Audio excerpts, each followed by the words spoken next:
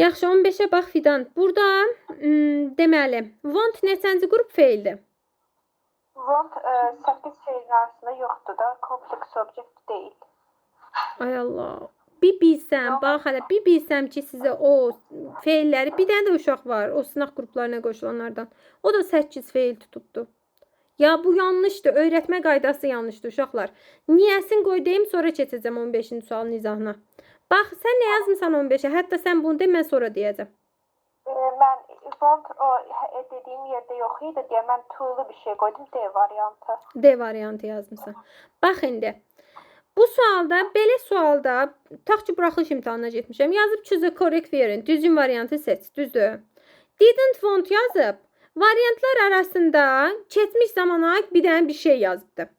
Sən əgər ki, buraxılış imtahandasansa, sən bunun mürəkkəb tamamlıq olduğunu bilməkdə çox çətinlik çəkəcəksən. Səbəb də odur ki, sən want feilini əzbərləməmisən. Baxın, birinci qrupu, ikinci qrupa əzbərlədim. Qalan yerdə qalanlar üçüncü qrupdur.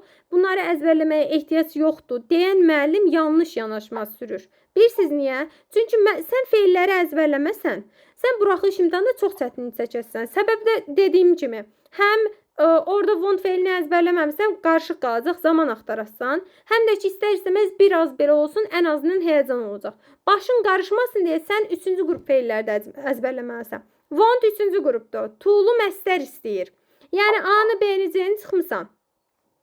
Mürəkkəb tamamlıqda biz demişik ki, struktur belədir. Əsas feil, tamamlıq, daha sonra aslı feil.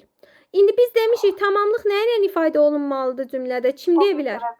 Afərin. Obyekt halda olan əvəzlik ya da adlı halda olan isim. Afərin. İndi bax, she adlı halda olan əvəzlikdir. Mənə obyekt hal lazımdır axı. D-ni çıxıram.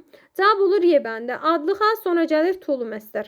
Adlı halda olan isimdə axı bu, düzdür? His daughter. Onun qızı. Yəni adlı halda olan isim tamamlıq rolunda çıxış edibdir. Burada problem yoxdur. Amma adlı halda olan əvəzlik yazanmazsan tamamlıq yerinə. Mr. Smith didn't want his daughter to become an actress.